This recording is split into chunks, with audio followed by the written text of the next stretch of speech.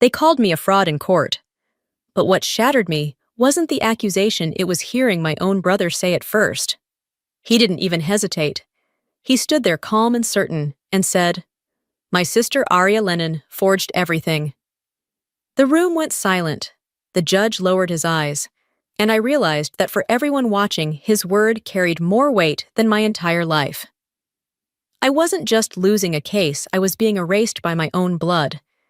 That was the moment something inside me broke, and another part, the one that had stayed quiet for years, finally woke up. Because if they wanted to bury Aria Lennon, they'd have to dig through the truth first.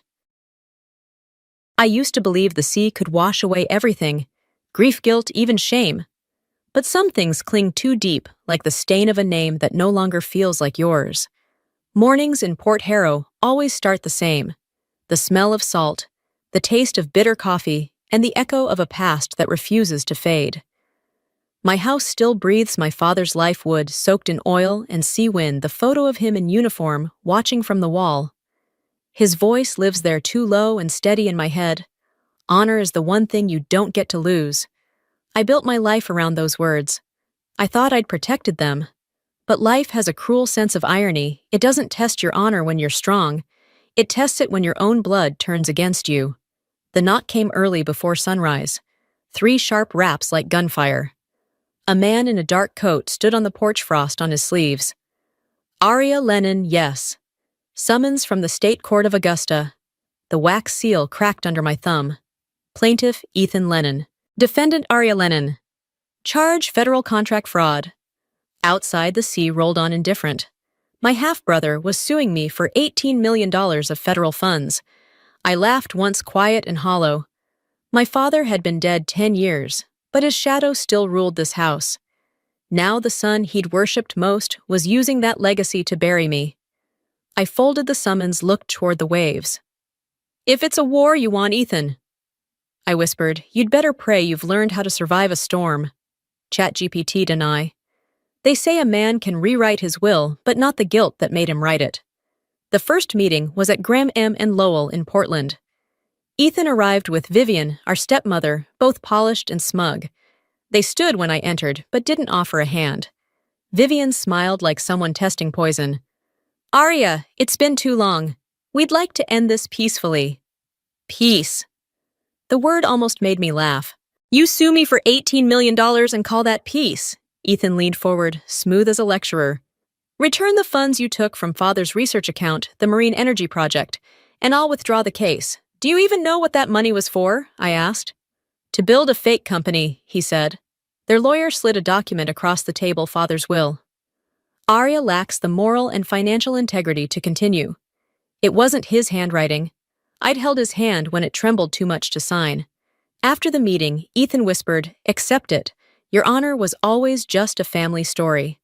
That night, Martha Keene, Father's old attorney, confirmed the truth. Someone used an angry draft and forged his signature. Only Ethan had access. At home, I found Father's letter. "Don't let honor kill you the way it killed me." I folded it. I wouldn't stay silent.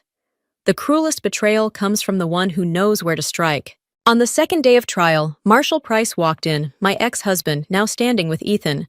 His badge read, "Lennon Maritime Systems." "Mr. Price will testify that she falsified contracts," the prosecutor said. "He's no longer an officer," I replied. "He doesn't understand the codes." "We have proof," counsel said. Marshall met my eyes. "You always thought you could protect everyone." "Still think so." That night, I opened my old files. Operation Eager Tide, a classified project to harvest ocean current energy for naval bases. Only 5 people had full clearance. Marshall was one. He'd stolen my access codes and sold them to Ethan. I could expose him, but I'd break federal law. Leaving court, a courier handed me an envelope from Norfolk. Inside, a photo of Marshall shaking Ethan's hand the day they sued me. In the corner, the faded seal of the Naval Security Division. I let out a quiet breath. "Thank you, Admiral. You're still watching." Silence used to be my armor. Now it felt like a noose tightening around my throat. 2 days after the first hearing, I woke to my phone ringing. Lila Croft's voice was urgent. "Turn on your TV."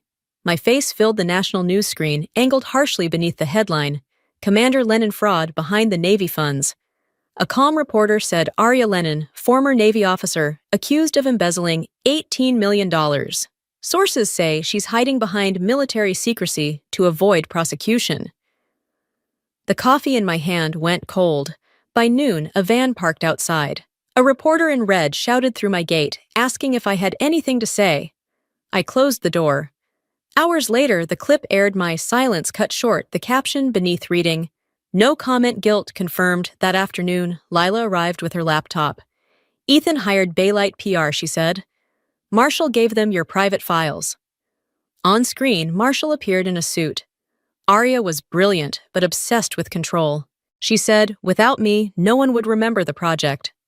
I turned it off. "I never said that." Lila nodded. "Then help me prove it. We need something from the Navy, something only you have." That night, I found an old email from Admiral Stonewall Operation Aegir Tide must remain sealed. "Your silence is your shield."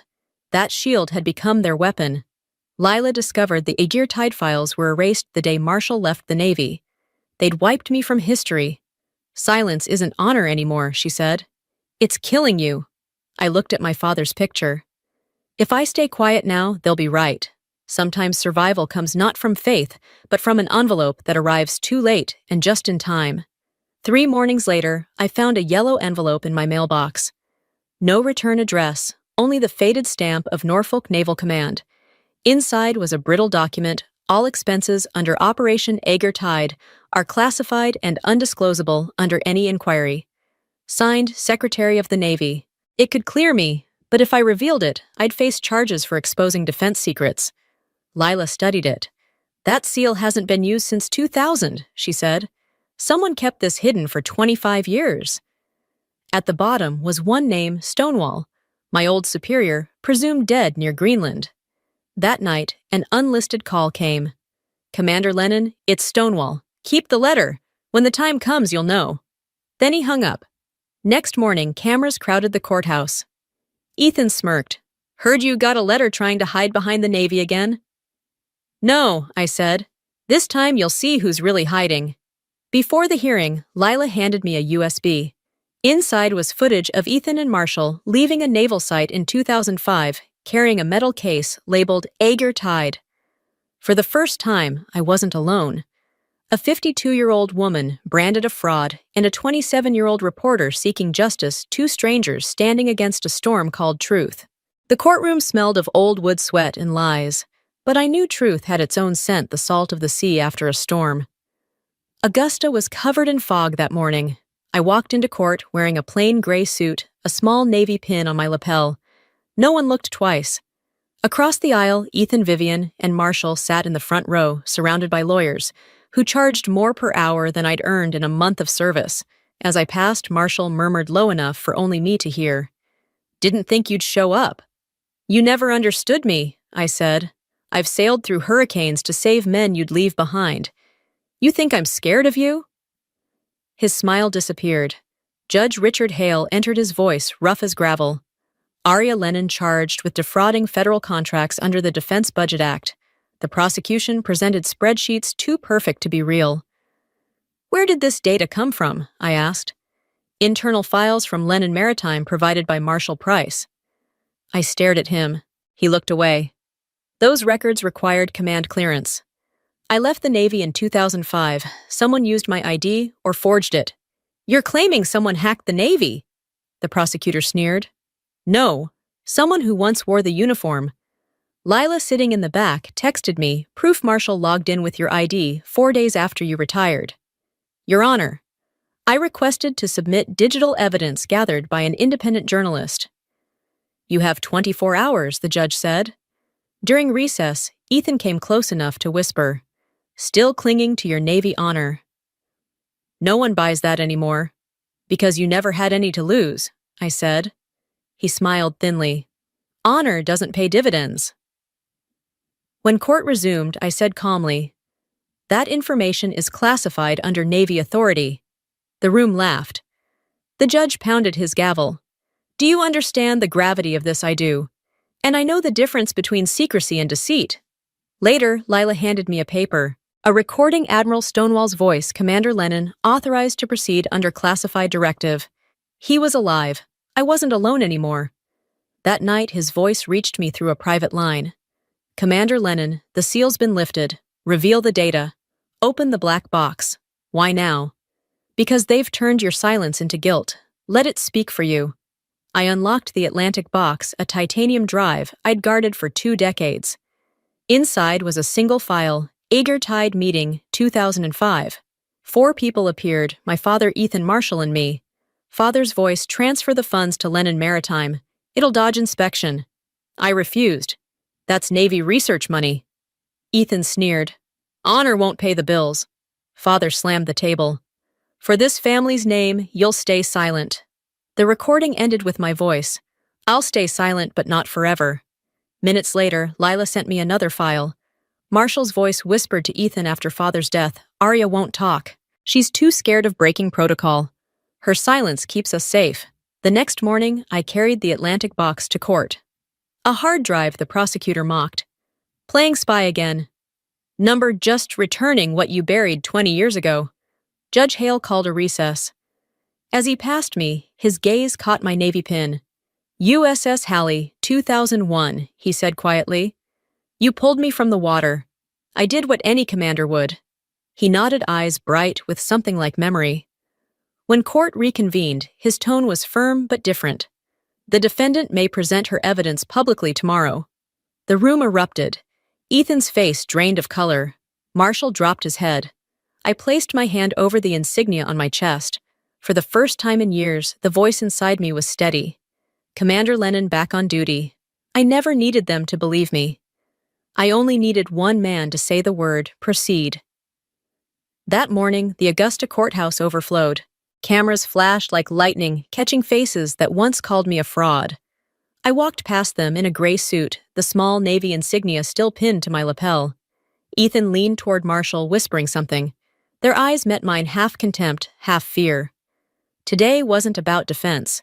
It was about closure. Judge Hale's gravel voice echoed through the chamber. The defendant may present her final evidence. I stepped forward and placed the Atlantic box on the stand. The titanium drive had waited 20 years for this moment. They call me a fraud because I was silent, I began. They think silence means guilt. But in the Navy, silence has another name, duty. The screen flickered. The 2005 meeting appeared my father, Ethan Marshall, and me. My voice younger, sharper. I'll stay silent, but not forever. The courtroom froze. Marshall shot up shouting. That video's fake. Judge Hale's gavel slammed. Sit down, Mr. Price. I looked straight at him. It's not fake, Marshall. You filmed it. He fell silent. A hush settled as I continued. Operation Tide wasn't a scam. It was a classified energy project meant to save stranded naval crews. The $18 million they call embezzlement was funding that mission. The prosecutor frowned. Do you have proof the Navy authorized it? I unfolded a declassified order. All expenses under Operation Tide are classified under federal authority. Judge Hale studied the paper, then rose slowly. His voice dropped deep and steady. Commander, you're clear to proceed. No one moved. The words landed heavier than any verdict. For 15 years, I stayed silent to protect my father's name, I said. But truth doesn't need protection. It just needs to be seen. From the back row, Lila lifted her camera.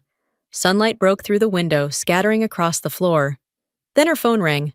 Her face went pale. Admiral Stonewall passed away this morning. But he left a message, 2 words. Proceed, Commander.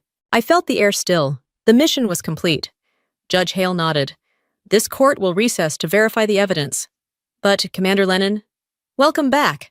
I bowed my head. The light above shimmered like the ocean after a storm. Justice doesn't always roar.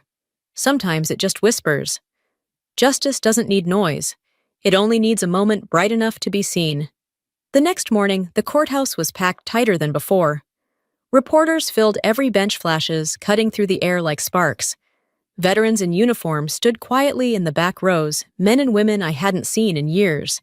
For the first time, no one looked at me with suspicion, only with the heavy curiosity of people about to watch truth burn through lies. The prosecutor rose first, his voice tight. Your Honor, the FBI has verified new recordings extracted from the Atlantic box. The lights dimmed, the screen flickered. Ethan's voice filled the room smooth and cold. Transfer $12 million to Marshall's account. Call it technical expenses. Marshall's voice followed lower, hesitant. And what about Tide? Ethan, delete it. Aria won't speak. She's chained by her honor. Then my father's voice, weak, breaking under guilt. If Aria's discovered, we lose everything. Keep it quiet. The faint sound of waves bled into the background, that same rhythm I'd heard outside my childhood window. A hush swept through the courtroom, as if the sea itself had arrived to testify. Judge Hale slammed the gavel once. The evidence is authenticated. This court hereby dismisses all charges against the defendant, Commander Aria Lennon. The words struck the room like thunder. Gasps, murmurs. Cameras clicked wildly. Then the sound of heavy boots echoed. Federal agents entered from the side door. Ethan Lennon, you are under arrest for fraud, embezzlement, and perjury. Marshall Price for aiding and abetting. Ethan's face drained of color. Vivian stumbled back, clutching her handbag like a shield. No, this can't be, she whispered. Ethan turned toward me, voice shaking. You ruined us. No, I said quietly. You ruined yourself. I just turned the lights back on. As the agents led them away, Marshall twisted around, desperation cracking through his composure. He forced me. Aria, he threatened to kill you if you didn't confess. I looked him in the eye, calm as the tide. No one's forcing anyone anymore, Marshall. The sea cleans up its own mess. Judge Hale rose, eyes steady on me. Commander Lennon, you've carried silence longer than anyone should. The court recognizes your service and your truth. I nodded once. Thank you, Your Honor. The room erupted outside those words, reporters shouting, microphones thrust forward. Commander Lennon, one called out. What would you say to the public now that you're free? I paused at the courthouse steps. The wind from the Kennebec River swept my hair back, salt in the air, sunlight spilling over the marble columns. Yes, I said. Truth needs no defense. For a long moment, the noise faded. The crowd blurred into a wave of sound cheers, shouts, applause, but all I heard was the rhythm of the river, steady and calm. For 20 years, I had carried my silence like a wound. Now it beat in time with the world again, slow, certain, alive. I used to fear silence. Now I know within it lives freedom. I returned to the old wooden house in Port Harrow, the one that had weathered more storms than I ever could. The sea was calm again, rolling in soft, deliberate breaths, like an old friend finally at peace. I made coffee and opened the window. The light poured in golden and kind, catching the edge of my father's photograph. For years that picture had haunted me, the stern eyes, the jaw set in duty. But standing there, I felt no anger left to give him. He had taught me about honor. I had simply taught the world that honor is not the same as silence. By late afternoon, Lila arrived with the sound of the sea still on her jacket. She handed me a printed draft, the title in bold, The Commander They Called a Fraud. I read it slowly, the way one reads something both personal and distant. At the end, she'd written, Justice was served. I crossed out the line and wrote beneath it, Justice didn't need to be served. It was waiting all along. Lila smiled, her eyes glinting in the fading light. You're still a commander, aren't you? No, I said softly. I'm just someone who used to be called one. She hugged me before leaving, her footsteps fading down the wooden steps until only the ocean remained. I stepped onto the balcony. The air was sharp with salt, the kind that stings and heals at the same time. The waves shimmered under the silver moon, each one carrying away the weight of years that had once kept me anchored to shame. For a moment, I just listened to the wind brushing the cliffs, to the creak of the old railing, to the hush that filled everything. Then I spoke barely above a whisper. That's the sound of silence when justice breathes. The moonlight slipped through the open window, landing on the small Navy insignia resting on the table. Its metal glowed faintly, a quiet pulse of memory. I reached out and touched it once, then let my hand fall away. Outside, the tide was retreating, slow and steady.